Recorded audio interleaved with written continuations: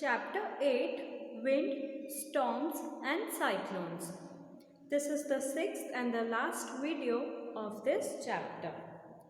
In the previous video, we have discussed about thunderstorms and cyclones. In this video, we will take up the formation of cyclones. As these two videos are connected, let's recall first. Thunderstorms में हमने पढ़ा था कि ये ज़्यादातर hot, humid और tropical areas जैसे कि इंडिया में डेवलप होते हैं जल्दी, क्योंकि वहाँ पे टेम्परेचर हाई होता है। तो जितना टेम्परेचर हाई होगा उतनी ही स्ट्रॉन्गली विंड अपवर्ड डायरेक्शन में मूव करेगी। अब जैसे जैसे विंड अपवर्ड डायरेक्शन में मूव करती है वो अपने साथ साथ वाटर ड्रॉपलेट्स भी कैरी करती है। ये वाटर ड्रॉपलेट्स ऊपर जाके फ्रीज हो जाते हैं और वापस से नीचे की साइड गिरते हैं। एयर का मूवमेंट ऊपर और वाटर ड्रॉपलेट्स का मूवमेंट नीचे बहुत फ्रीक्वेंटली और बहुत स्विफ्टली चलता है। इससे क्या होता है कि लाइटनिंग और साउंड प्रोड्यूस होती है। ये पूरा इवेंट थंडरस्टॉर्म होता है। अब थंडरस्टॉर्म्स जो होते हैं वो साइक्लोन में कन्वर्ट हो जाते हैं। कैसे कन्वर्ट हो जाते हैं?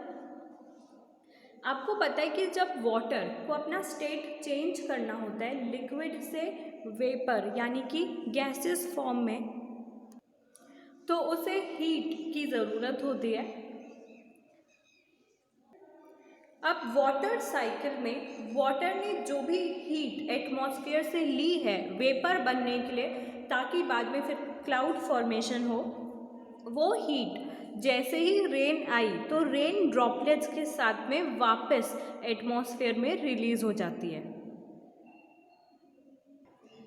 अब हीट जो एटमॉस्फेयर में रिलीज हुई है वो डेफिनेटली अपने एटमॉस्फेयर में आसपास जितनी भी एयर है उसको वार्म कर देती है। अब फिर वो वापस गर्म हवा है, तो जैसे ही एयर हॉट होती है वो ऊपर की तरफ राइज करती है, तो वो एयर भी एटमॉस्फेयर की अपवर्ड डायरेक्शन में मूव करती है। इससे एक प्रेशर क्रिएट हो जाता है। इस इवेंट को, जिसमें लो प्रेशर सिस्टम है और उसके चारों तरफ हाई स्पीड विंड्स रिवॉल्व करते हैं, साइक्लोन बोलते हैं। तो ऐसे इसका फॉर्मेशन होता है। इसको हम एक डायग्राम से समझेंगे। देखो, जिस डायरेक्शन में साइक्लोन मूव करता है उसके ऑपोजिट डायरेक्शन में स्टीम फ्लो होती है। अब डायग्राम के सबसे नीचे वाले पार्ट में आ जाओ। Hurricane winds. हरिकेन विंड्स किसी एक डायरेक्शन में मूव करती है, लेकिन वो रोटेट होती रहती है, यानी कि वो पूरे साइक्लोन की विंड्स रिवॉल्व होती रहती है। अब गेल्स जो होती है उसका मतलब होता है स्ट्रॉन्ग विंड। तो जिस डायरेक्शन में साइक्लोन मूव कर रहा है उस डायरेक्शन के साइड जितनी भी विंड है वो इंक्रीज होती रहती है ग्रेजुअली, मतलब धीरे धीरे बढ़ती रहती है।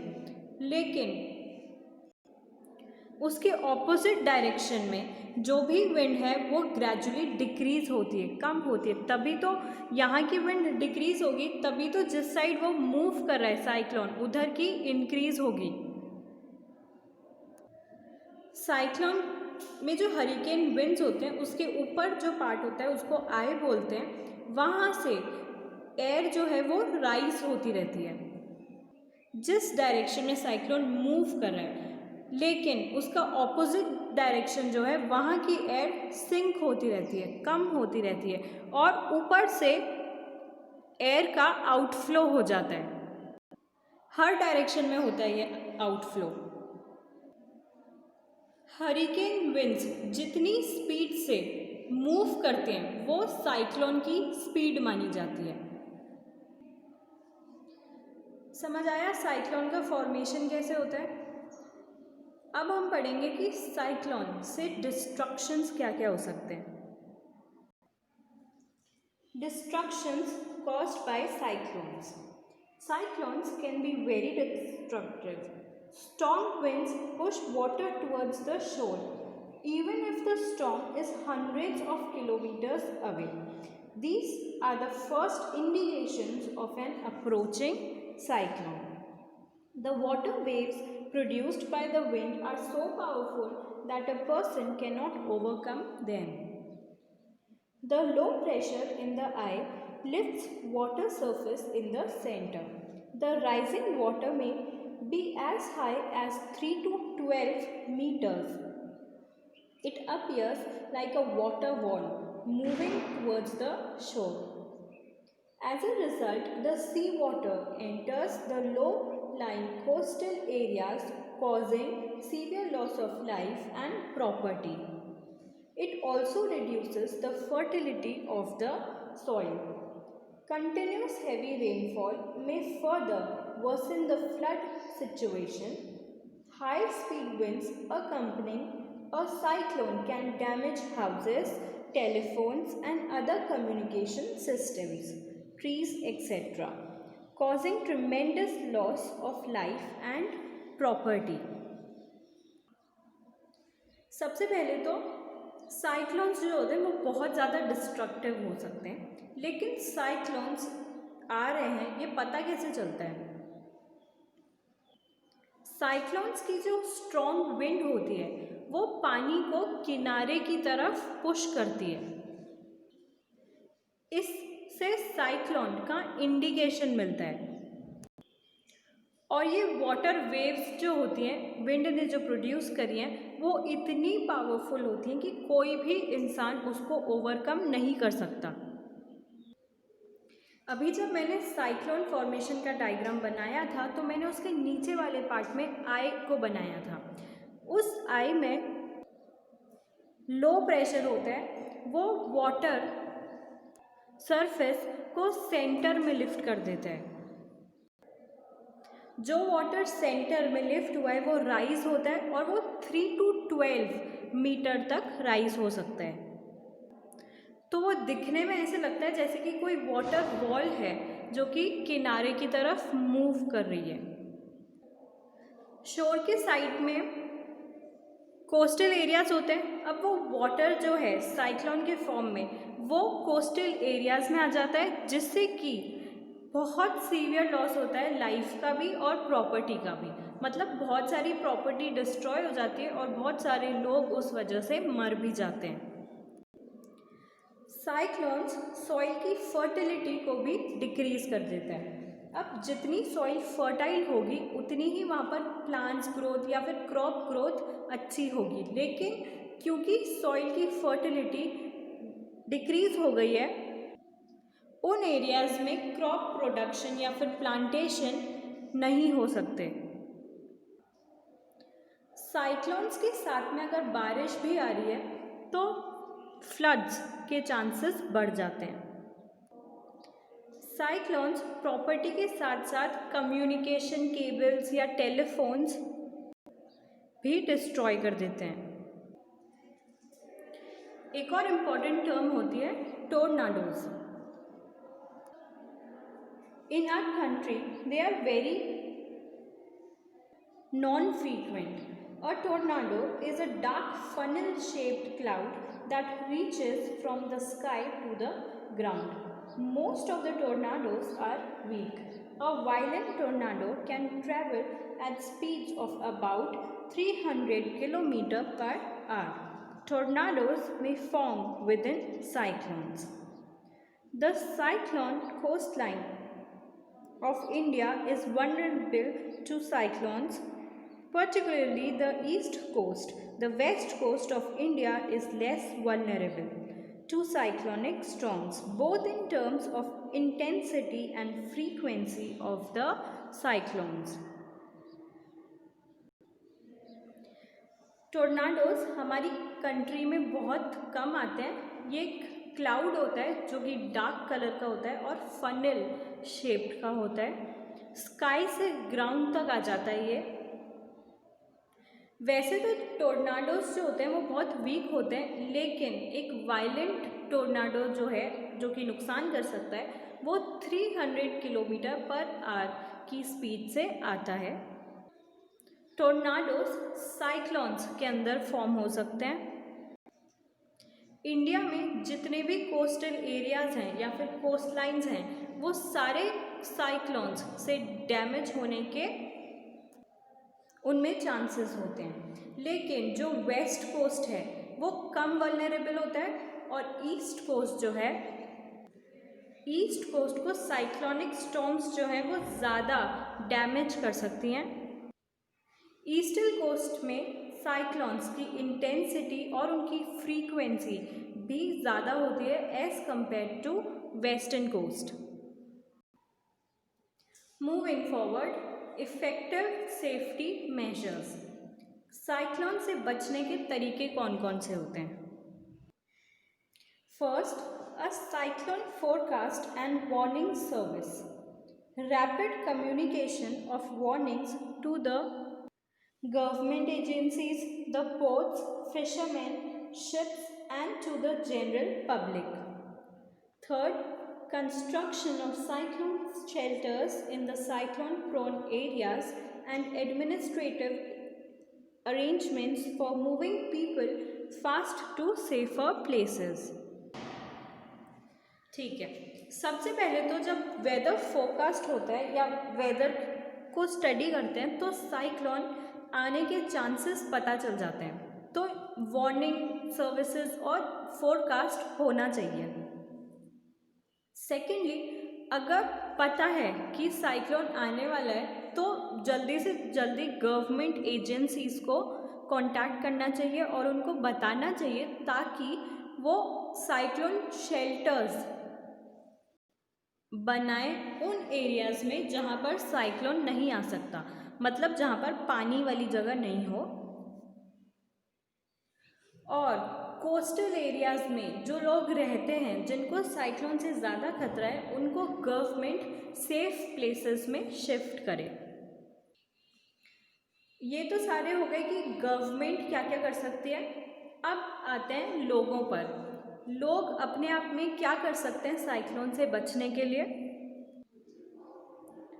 We should not ignore the warnings issued by the meteorological department through TV, radio or newspapers.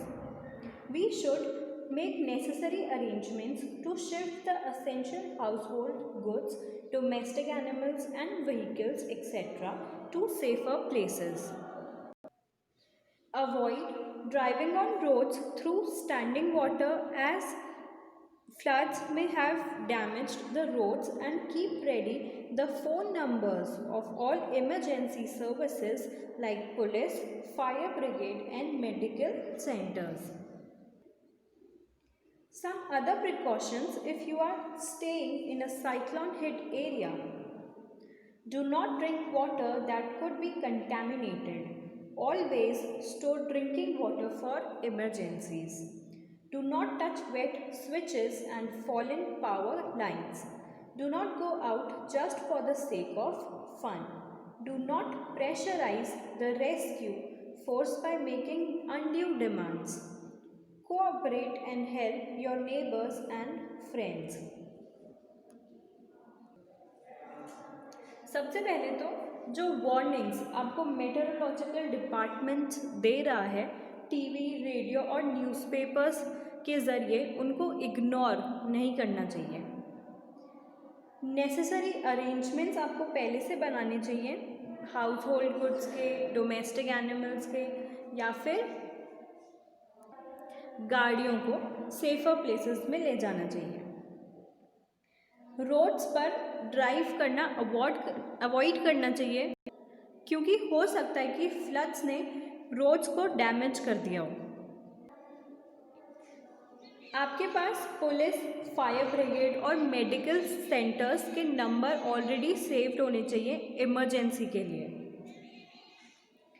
अगर आप ऐसे एरियाज़ में रहते हो जहाँ पर साइक्लोन हिट करने के चांसेस हैं, तो आपको सबसे पहले तो पीने का पानी जमा करके रखना चाहिए पहले से ही, क्योंकि साइक्लोन के टाइम आपको जो वाटर मिलता है वो कंटैमिनेटेड भी हो सकता है, यानी कि खराब भी हो सकता है।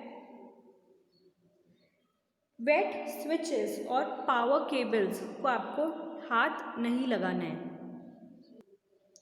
ऐसे ही मज़े के लिए या फिर घूमने के लिए घर से बाहर नहीं निकलना चाहिए उस टाइम। और जो रेस्क्यू टीम आपको रेस्क्यू करने आई है उनके सामने आपको अननेसेसरी डिमांड्स नहीं करनी चाहिए या फिर उनको ट्रबल नहीं करना चाहिए। अपने नेबर्स और अपने फ्रेंड्स के साथ में भी कोऑपरेट करना चाहिए।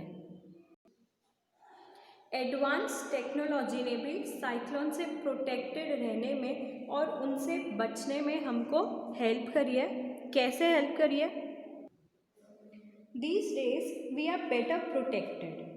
In the early part of the last century, coastal residents may have had less than a day to prepare and evacuate their homes from an oncoming cyclone. The world today is very different thanks to the satellites and radars. A cyclone alert or a cyclone watch is issued 48 hours in advance of any expected storm, and a cyclone warning is issued 24 hours in advance.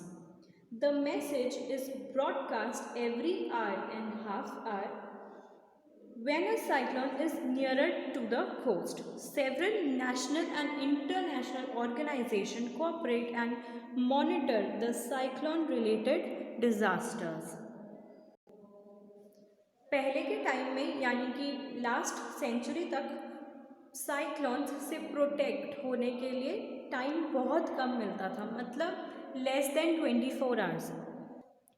लेकिन अब कुछ devices ऐसे आ गए या फिर कुछ technologies ऐसे हैं जो पहले से ही हमको वार्न कर देते हैं साइक्लोन के लिए, जैसे कि सैटेलाइट्स या फिर रडार्स। साइक्लोन अलर्ट्स भी होते हैं और साइक्लोन वॉचेस भी होती हैं जो हमें 48 आवर्स पहले ही इशू हो जाती हैं जब साइक्लोन आने के चांसेस होते हैं। और एक्सपेक्टेड साइक्लोन के टाइम में हर 24 आवर्स में साइक्लोन वार्निंग्स अनाउंस होती है और टेलीविज़न पे या फिर रेडियोज़ में भी ये सारे वार्निंग प्रोग्राम्स रेगुलरली चलते रहते हैं, जिससे कि एक्सपेक्टेड साइक्लोन की इन्फॉर्मेशन हर इंसान तक जल्दी चली जाती है। लेकिन अगर फिर भी साइक्लोन से कुछ डिस्ट्रक्शन हो गया है या फिर कोई डैमेज हो गया है, तो ऐसे बहुत सारे नेशनल और इंटरनेशनल ऑर्गेनाइजेशंस हैं जो उस डैमेज से या डिस्ट्रक्शन से ओवरकम करने में हेल्प करते हैं। With this, we are done with chapter 8, Wind, Storms and Cyclones.